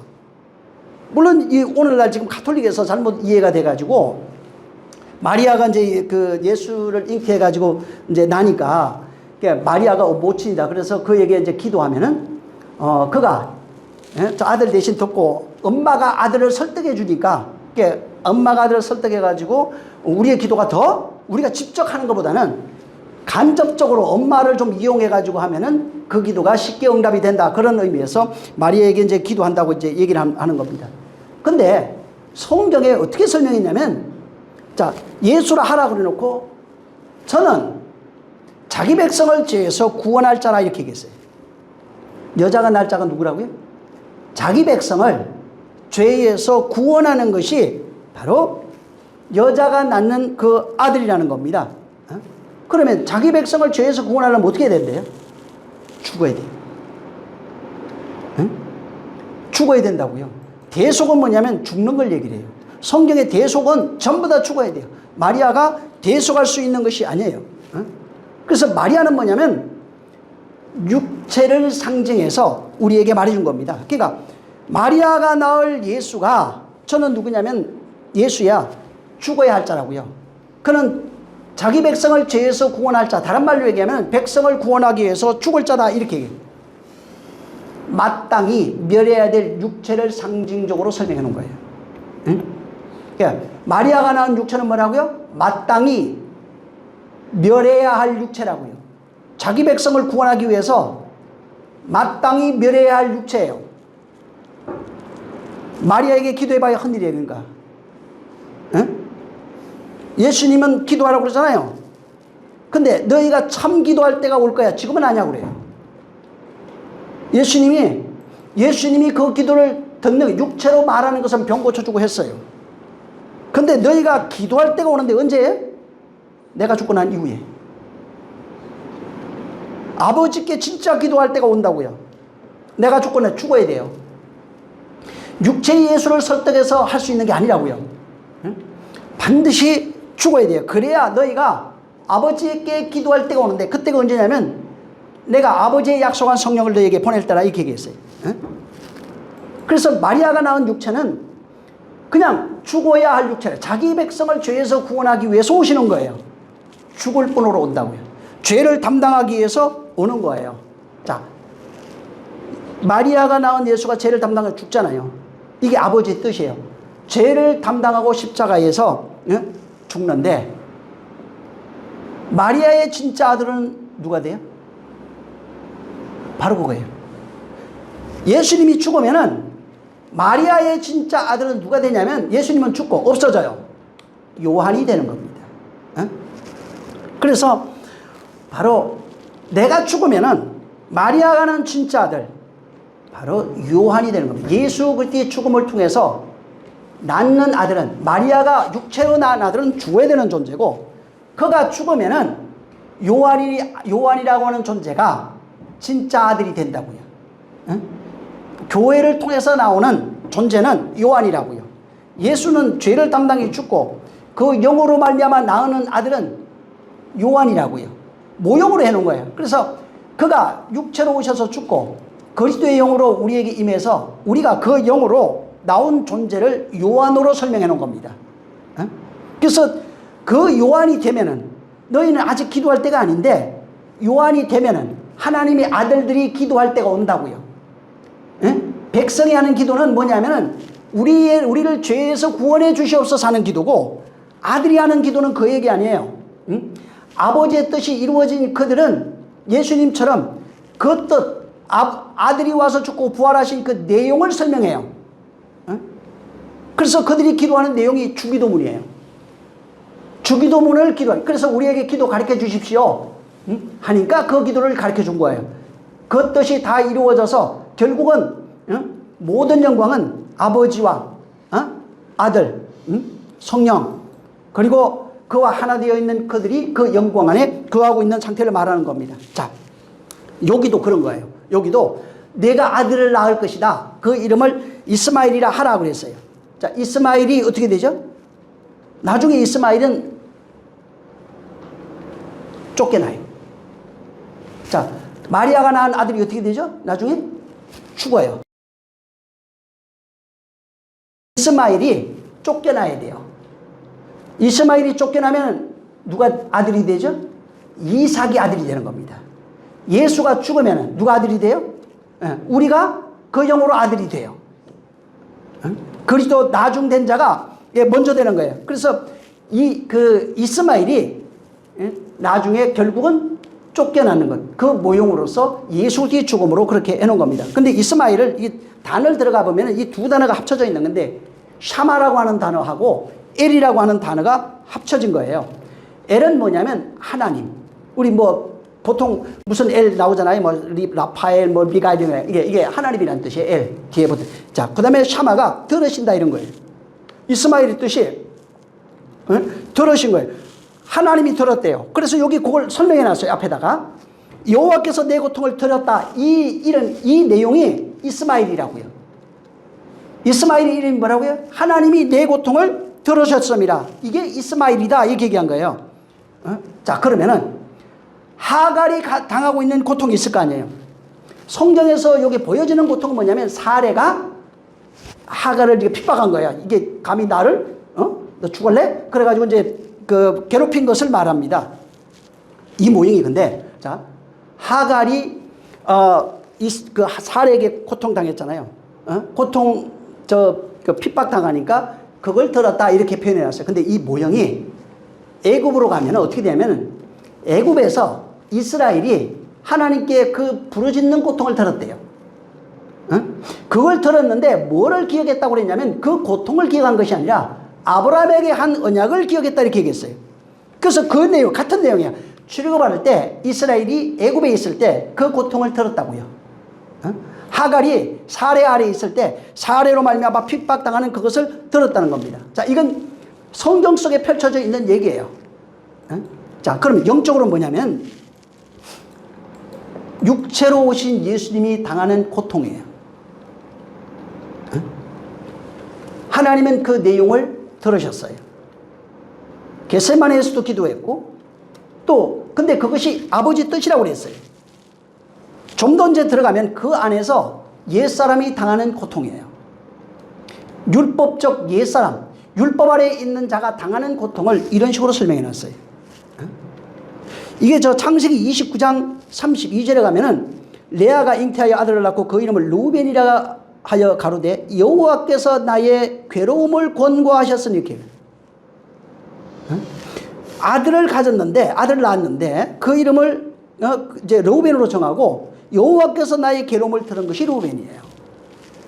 창세기 31장 42절에도 거기 가면은 이삭이 우리 아버지 하나님, 아브라함의 하나님, 하나님 곧 이삭이 경외하는 이가 나의 하나님께 함께 계시지 아니하셨다면 외삼촌께서 이제 나를 공수로 돌려보냈으리다마는 하나님이 나의 고난과 내 손의 수고를 감찰하시고 어젯밤에 외삼촌을 책망하셨습니다. 그러니까 하나님이 나의 고난을 들었습니다.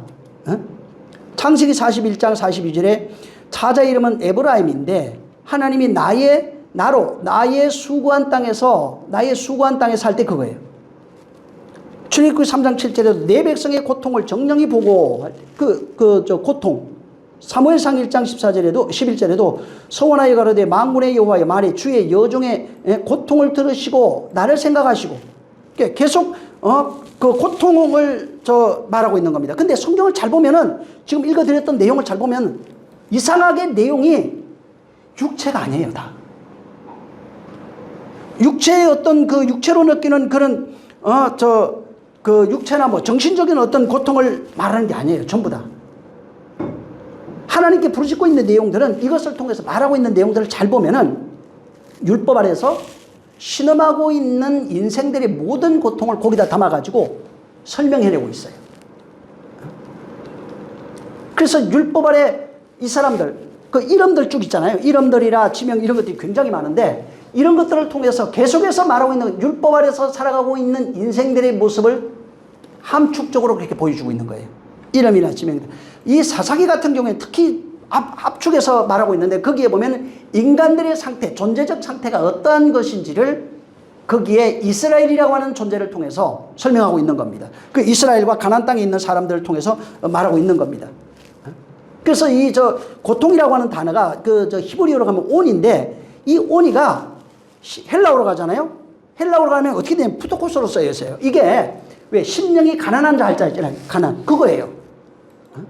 그래서 거기에 온이가 전부 다 뭐냐면 율법 아래서 고통당하고 있는 그런 상태를 전부 다 온이라고 했고 이 온이는 신약으로 가면 심령이 파산되어 있어요. 다. 그러니까 심령이 가난해져 있는 상태. 하나님이 없어서 고통당하고 있는 상태가 전부 다 푸토코스라고 하는 이 단어로 되어 있는 거예요. 그러니까 하나님의 진리를 깨닫지 못해요. 성령이 없는 상태, 영이 없는 상태, 생명이 없는 상태를 이 푸토코스라고 하고 이 단어가 구약으로 가면 온이라고 하는 단어, 고통 이렇게 되어놨어요. 그러니까 육체나 어떤 이런 그런 것을 말하는 게 아니에요. 그러니까 지금 하갈이 이스마일이라고 하는 그 이름을 통해 가지고 지금 하나님이 고통을 보고 듣고 계셨다고 그랬잖아요. 그러니까 하갈이 당하는 고통 그걸 통해서 하나님이 가르쳐 준 것이 뭐냐면 이스마일이라는 이름을 주면서 가르쳐 주고 있는 게 하갈 자체가 율법을 설명한다고. 율법 아래서 신음하고 있는 인간의 상태를 하갈과 이스라엘을 통해서 설명해 줬다고요. 바울이 이걸 정확하게 깨달은 거예요. 하갈이 율법이고 율법 아래 태어난 자가 이스마일이에요. 이스마일은 곧 육체 아래 태어난 모든 인생을 대표하고 있는 거예요. 그걸 뭐라고 해요? 종의 영, 사망 아래에 있다 이렇게 얘기한 겁니다. 그래서 율법 아래서 고통당하고 있는 존재의 모든 상징적으로 해놓은 게 이스마일이에요. 이스마일은 그래서 옛사람이고 옛사람이 죽어야 되는 걸 말하는 겁니다. 그래서 심령이 가난한 자, 그러니까 하나님이 없는 거예요. 생명이 없는 상태, 곧 율법 아래 신음하고 있는 상태를 그걸 가르쳐 줘가지고 그 하갈이 나중에 사례로 바뀌어가요. 구원을 그렇게 설명해 준 거라고요. 그 이스마일이 쫓겨남으로써 구원이 어떻게 이루어지는지를 우리에게 설명해 준 겁니다. 그래서 자 12절부터 이게 보면은 그 사람은 들나귀 같은 사람이 될 거다. 13절에 보면 여호와께서 나를 살피시는 하나님 이렇게 나와요. 13절에 살피시는 하나님인데 그 하나님을 내가 뵀다는 거예요. 하갈이 이걸 깨달았어요. 내가 하나님을 뵀어. 근데 그 하나님은 어떻게 나를 뵀냐면 나는 깨달았냐면 하나님은 그걸 이스마엘이라 네 고통을 들었다 이렇게 보고 듣고 깨달았는데 하갈이 그 하나님 나를 살피시는 하나님을 샘 곁에서 만나가지고 그 하나님을 배웠고 그리고 그 샘을 나를 살피시는 하나님을 뵙고 그 샘을 부엘라 헤로이라고 하는 단어를 썼어요. 자 하갈은 어떻게 왔냐면 하갈은 여호와 하나님이 나를 하나님 내가 지금 셈에서 만난 그 하나님은 나를 살피시는 이름의 하나님이에요. 나를 살피시는 하나님을 가리켜 가지고 나를 살피시는 하나님 그때 여호와 이렇게 부르는 게 아니라 나를 살피시는 하나님이 그 셈을 부엘라 헤로이라고 이렇게 부른 거예요. 이 부엘라 헤로이는 뭐냐면 모세가 이 위치 지금 부엘라 헤로이라고 하는 이 셈 위치를 가데스와 베네 사이에 있다 이렇게 기록해 놨어요. 그러니까 이 부엘라 헤로이라고 하는 이 셈은 가데스와 베네 사이에 있는 겁니다. 자, 살피다가 하는 단어는 들어가면 라라고 되어 있어요. 라. 이게 뭐냐면 보다. 라는 그냥 단순히 어떤 보는 걸 얘기하는 것이 아닙니다. 이게 뭐냐면 하나님이 인간을 보는 거예요. 자, 하나님이 인간을 본다는 것이 그냥 이렇게 뭐 구경하고 이런 걸 얘기하는 게 아니라 보다라고 하는 그 속에는 봤을 때는 뭐가 있냐면 언약이 있어요. 라라고 하는 단어 속에는 하나님의 언약을 두고 보는 거예요. 그러니까 하나님이 볼 때는 이걸 하나님의 언약을 주기 위해서 보는 거예요. 하나님의 언약이 그 속에 담겨 있는 겁니다. 창세기 22장 8절에 아브라함에게 번제할 어린 양을 하나님이 자기를 위하여 친히 준비하시리라. 그 다음에 13절에 보면 아브라함이 눈을 들어 살펴보다 했어요. 그러니까 하나님이 준비했는데 그걸 본 거예요. 그걸 뭘 본 거예요? 언약이 있다고요, 거기에. 언약의 내용으로 그걸 본 거예요. 하나님이 준비한 어린 양을 라로 봤다고요. 그러니까 그 속에 뭐가 있냐면 하나님의 언약이 담겨 있는 걸 본 거예요. 그래서 여호와께서 거기에 이제 그 산에서 준비되리라 이게 말씀했다고요. 자, 하나님이 번제할 어린 양을 친히 준비하잖아요. 자, 봤어요. 하나님이 친히 준비하는 것을 라로 이렇게 설명했다고요. 그래서 자, 하나님이 아까도 얘기한 라로 본다는 것 자체 안에는 언약이 있는데 그 언약의 내용으로 얘기를 하면은 예수 그리스도를 준비하는 얘기예요. 창세기 22장에는 뭐냐면 하나님이 친히 자기를 위하여 준비한, 인간이 준비하는 게 아니에요. 제물은 인간이 준비하는 게 아니라 희생제사 하면 누가 준비하죠? 인간이 준비했어요. 그걸 듣고. 근데 희생제사의 내용은 뭐냐면 하나님이 자기를 위해서 친히 준비하는 게 희생제사예요. 그래서 하나님이 뭐라고 얘기를 하냐면 광야 40년 동안에 너희가 나를 예배한 적이 없다고 얘기해 준 겁니다. 왜? 사람이 자기를 위해서 자기가 준비했는데 하나님은 하나님이 주신 것을 가지고 준비했다. 만약에 양을 그 속에 담겨있는 언약의 내용을 알고 준비하고 예배했으면 예배를 드렸다고 그랬을 거예요. 내용을 전혀 그들은 몰랐던 겁니다. 그래서 하나님이 자기를 준비한 어린 양이 바로 하나님이 보내신 예수 그리스도입니다. 예수 그리스도를 이 땅에 보내셔서 예수 그리스도가 누구냐면 하나님이 친히 자기를 위하여 준비한 그 양입니다. 그래서 하나님이 자기를 위해서 준비해서 그 양으로 말미암아 우리의 죄를 담당케 하고 그 양으로 말미암아 우리를 구원하는 것이 성경에 있는 이야기예요. 그래서 성경에 자 보세요. 이 내용 개념을 가지고 성경에 하나님을 봤어요. 자, 하나님을 체험했어요. 하나님을 알았어요. 이게 뭐예요? 이게 전부 다 뭐냐면 하나님의 임재 속에서 하나님이 나를 구원해서 생명으로 인도하는 그 내용을 체험한 거예요. 그 내용을 알은 거예요. 그 내용을 아니까 어떻게 나오냐면 나중에 찬송, 감사, 경배 이런 것들이 나오는 거예요. 그래서 성경에 보면 거의 다가 하나님이 우리를 볼 때 우리를 감찰하시고 또 우리를 돌보시고 우리를 이렇게 나오잖아요. 그러니까 거기에 내용 속에 들어가 있는 건 전부 다 예수 그리스도예요. 예수 그리스도를 통해서 우리를 감찰하시고 우리를 돌보시고 그래 하나님이 우리를 돌보시는 내용이 예수 그리스도예요. 감찰하시는 내용이 예수 그리스도예요. 구원하시는 내용이 예수 그리스도예요. 그리고 그 내용을 깨달은 자가 자 감찰의 내용을 알았어요. 임재의 내용을 알았어요. 돌보시는 내용, 하나 되는 내용을 알았을 때 내용을 경험한 자가 감사와 찬미, 찬송이 있는 겁니다. 우리가 그냥 노래하는 이런 걸 말하는 게 아니라 하나님이 나를 구원하는 그 예수 그리스도로 구원하는 그 내용이 아까 얘기했죠. 이 내용이 하나님이 구원하는 지혜인데 이 구원하는 지혜가 우리 속에 새겨져 있을 때 하나님이 우리를 보고 계신 그 내용의 의미를 깨달았을 때 그때 비로소 찬미, 찬송, 감사가 나요. 그때는 예물이 안 돼요. 세상에 있는 것이 안 돼요. 그냥 나 자신 자체가 돼버려요. 내가 찬미가 되고 하나님의 기뻐. 그래서 하나님이 기뻐하심이 뭐예요? 세상에 있는 것들이 아니라고. 세상에 기뻐할 만한 것이 전혀 없고 하나님이 주신 것으로 지어져 있는 우리가, 생명으로 나온 우리가 하나님이 기뻐하심을 입은 그런 자가 되는 겁니다. 그래서 아브라함이 하나님이 준비하시는 그 내용, 우리를 지켜보시고 감찰해서 준비하신 그 나로 본 내용을 알았어요. 그리고 아브라함이 그 내용의 언약의 내용을 알아버린 거예요. 보고한 거예요. 그래서 아브라함이 그 자리에 있으면 여호와 이레라고 한 거예요. 여호와 이렇게 하나님 준비해서 다 걱정하시면 다 했어요. 이 얘기가 아니고 넓은 의미는 맞는데 그 얘기가 아니라 하나님이 예수 그리스도 안에서 구원하는 그 내용을 알았을 때 여호와 이레예요. 그 내용을 보고 그 내용을 경험해야 여호와 이레가 돼요. 여호와 이레는 준비하다 그러잖아요. 하나님이 맞아요. 그것도 맞는데 준비한 내용이 예수 그리스도라고요. 먹을 거 다 준비해놨어. 가봐. 걱정하지 마. 이거 육체적인 거 아니라고요.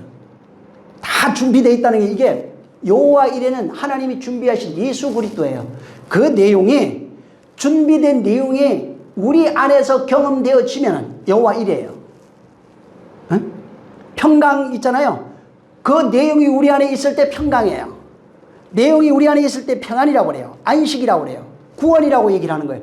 내용이 없으면은 구원이 될 수 없는 거예요. 그래서 여호와 이레 말하는 게 여호와 이레, 그분이 준비하신 그 내용, 곧 예수 그리스도가 우리 안에서 경험되어졌을 때 아브라함이 이걸 여호와 이레라 이렇게 얘기한 거예요.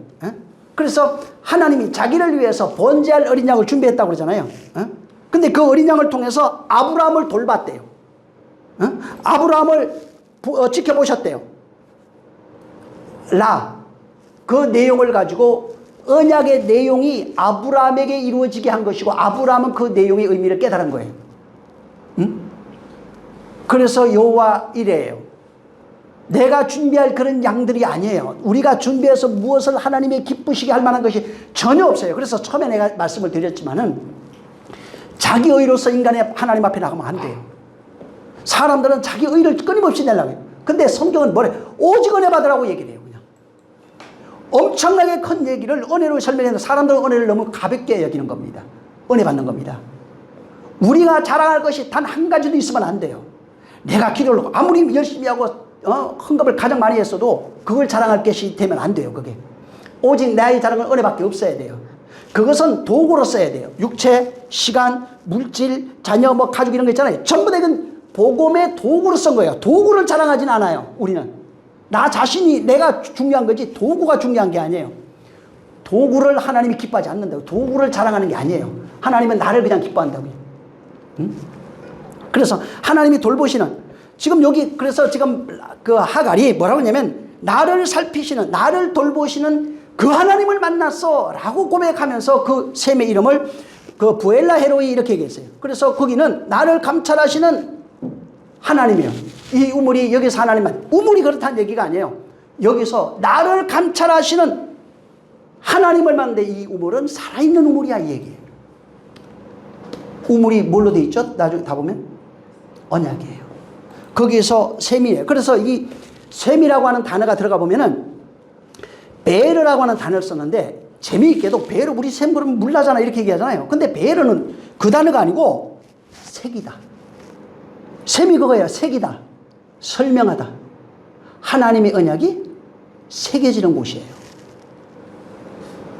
하나님의 그 생명이 설명해요. 그래서 설명하고 새겨지는 것이 신약에 나와요. 어디 나와요? 요한복음 4장에 사마리아 여인이 셈에서 그리스도를 만나요. 그리스도가 설명이 되어지고 그리스도가 그 여자에게 새겨져요. 그리고 나니까 그가 가서 오늘 내가 그리스도를 만났다 이렇게 얘기하는 거예요. 그래서 우물이라고 하는 이 베르는 뭐냐면 자꾸 물 나는 거 맞아요. 내용은 그 안에서 물이 나와야 돼요. 새겨진 내용이 물로 흘러나는 거예요. 뭐가 생명이 새겨지면 생명이 나와요. 율법이 새겨지면 율법이 나와요. 그리스도의 말이 새겨지면 그리스도의 말이 나오는 거예요. 그래서 여기에 색이다, 설명하다 이겁니다. 그래서 물이라고 하는 단어가 성경에는 전부 다 어떻게 표현되냐면 말씀 이렇게 돼 있어요. 말씀. 자, 우물은 뭐예요? 물이 흘러나오는 곳. 자, 여기는 살아있는 하나님을 만났잖아요. 우물. 이렇게 살아있는 말씀이 흘러나오는 곳이에요. 그래서 베르가 하나님의 그 말씀이 깨달아져서 새겨진 말씀이 바로 그 베르입니다.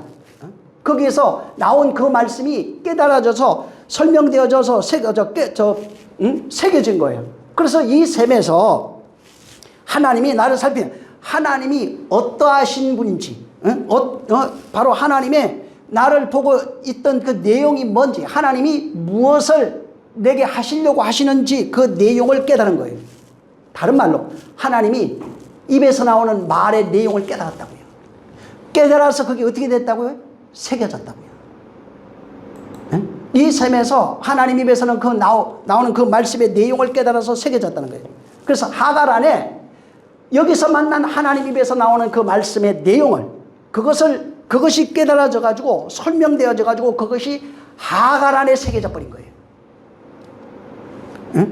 그래서 그 이름이 부엘라 헤로이예요. 아까도 얘기한 것처럼 부엘라 헤로이는 모세가 이걸 써요. 가데스와 베레 사이에 있다 했는데, 가데스는 뭐냐면 잘 보세요. 신성한 곳. 이 부엘라 헤로이는 가데스와 베레 사이에 있어요. 신성한 곳. 그 다음에 베렛은 뭐냐면은 심판 이런 뜻입니다. 근데 이 베렛은 우박, 단은 딱 들어가면 우박 나와요. 우박. 베렛은 우박을 의미하는데, 쉽게 말하면은 신성한 곳과 우박 사이, 다른 말로 얘기하면 신성한 곳과 심판 사이 이런 거예요. 그래서 부엘라 헤로이는 바로 신성한 곳과 우박 사이에 이 브로에 헬로이가 있다는 거예요. 근데 이게 왜 여기 있는 거예요, 그럼? 신성한 곳과 우박 사이, 심판 사이에 뭐가 있냐고요? 우물은, 신성한 곳과 우박 사이에 우물이 있는데, 이거는 전부 다 예수 그리스도 상징하는 겁니다. 또한 그 안에 있는 우리를 상징하는 것도 맞아요. 우박은 아까 얘기했지만 심판이잖아요. 우박이 하늘에서 내리죠. 물이 얼면은 얼음덩어리 돼가지고 내려오는 겁니다. 그걸 이제 우박이라고 그래요. 그래서 우박을 보면은 거의 하나님의 말씀이 비처럼 내렸다, 우박으로 내렸다. 이거는 하나님이 세상을 심판하는 내용으로 그렇게 되어 있는 겁니다. 그래서 하나님의 말씀이 심판으로 떨어진 상태를 우박 이렇게 얘기했어요. 자, 그래서 말씀인데 하나님의 말씀이 우박으로 내린 게 뭐예요? 율법이에요. 심판으로 내린 게 뭐예요? 율법이에요.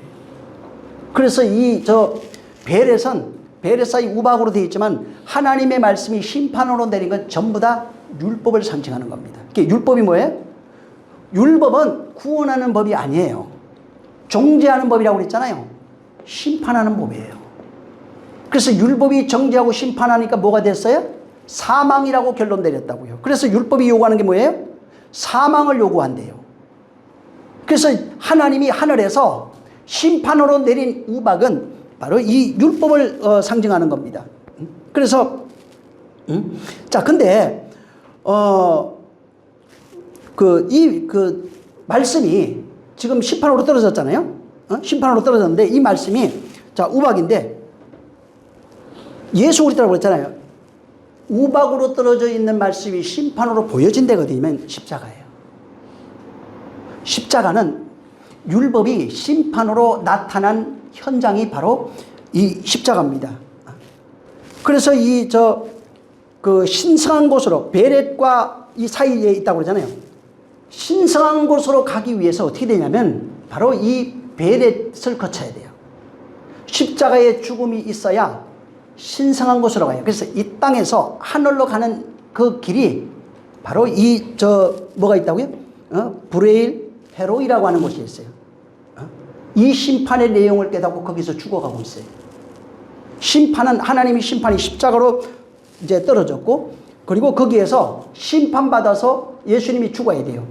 그 다음에 죽으면은 그분이 부활하는데, 부활해서 그 길을 가고 심판과 부활 그 길에 여정에 있는 자가 이 하갈이에요.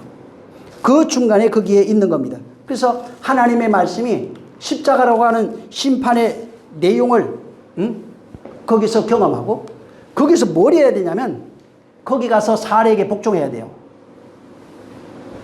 진리로 계속 진리 아래 복종하면서 옛사람이 죽어야 돼요. 옛사람이 죽어서 그가 낳은 모든 아들들 있잖아요. 내 자아예요. 다 옛사람인데 쫓겨나야 돼요. 자, 그 내용을 여기다가 해놓은 겁니다. 그래서 교회가 바로 이 지금 어디에 있냐면은 베렛과 이 가데스라고 하는 이 사이에 그 중간에 위치하고 있어요. 그래서 그 사이에서 하나님의 말씀에 이끌려서 구원으로 가고 있는 그 여정을 여기다가 하갈을 통해 가지고 우리에게 설명해 준 겁니다. 그래서 하나님이 감찰하고 지켜보는 데가 어디예요? 교회. 셈이 뭐라고요? 부엘라 헤로이. 교회가 있는 위치예요, 지금. 이해하셨죠? 그래서 언약적 계시를 얘기해요. 그거를 하갈이 알은 거예요. 그래서 우리가 교회가 알았잖아요. 교회가 천국 가는 길 알았어요, 지금. 구원이 뭔지도 알았어요. 알고 이 길에 여기에 있는 거예요. 그 길을 알고 어떻게 해야 돼요? 이 길을 알면은 이제 진리한테 가서 복종해야 돼요. 그 내용을 여기다가 지금 16절까지 이걸 설명해 준 겁니다. 자, 정말 그래서 하나님께서 지금 우리를 감찰하시고 돌보는 게 되면 교회 밖에 있는 자는 그렇지 않아요. 감찰하고 돌보는 것은 그 셈 앞에 있는 자들이에요, 다들. 부엘라 헤로이에 있는 겁니다. 교회에 있는 겁니다. 이 내용, 죽을 때까지, 우리 인생의 역사인데 죽을 때까지 이와 같은 감찰, 돌보심, 하나님이 복고 있는 나아가 역사가 여러분과 또 저 가운데 있기를 예수님으로 축원합니다. 자, 기도할 때 이 시간 정말 하나님께서 나를 돌보시고 감찰, 하갈도 깨달았어요. 근데 바울은 이거보다 더 깊이 깨달아가지고 이게 뭔지를 다 설명해 버렸어요.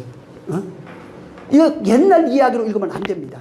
이와 같은 역사, 정말 그분이 나를 돌보시는 그 내용을 알고 하갈이 다시 돌아가서 여주인에게 복종하는 것처럼 진리에 복종하는 그러한 삶이 있게 해달라고 우리 한번 기도하겠습니다. 좋으신 하나님 감사합니다.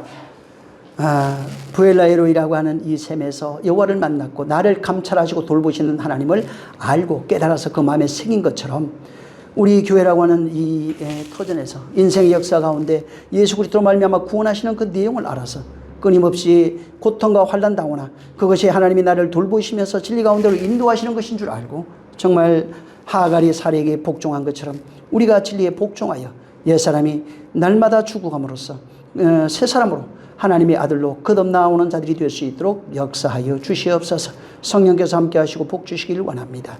예수님으로 축복하고 기도했습니다. 아멘. 하늘에 계신 우리 아버지여, 이름이 거룩히 여김을 받으시오며 나라에 임하옵시며 뜻이 하늘에서 이룬 것 같이 땅에서도 이루어지리이다. 오늘날 우리에게 일용할 양식을 주옵시고 우리가 우리에게 죄진 자를 사하여 준 것 같이 우리 죄를 사하여 주옵시고 우리를 시험에 들게 하지 마옵시고 다만 악에서 구하옵소서. 나라와 권세와 영광이 아버지께 영원히 있사옵나이다. 아멘. 감사하신 주여, 하갈 같은 그 심령들, 아브라함과 모세와 다윗 같은 그런 심령들 되어지게 하여 주시옵소서. 성령이 함께 하시길 원합니다. 큰 평안 있게 도와주옵소서. 자, 우리 모든 영광 하나님께 드립니다. 수고 많이 하셨습니다.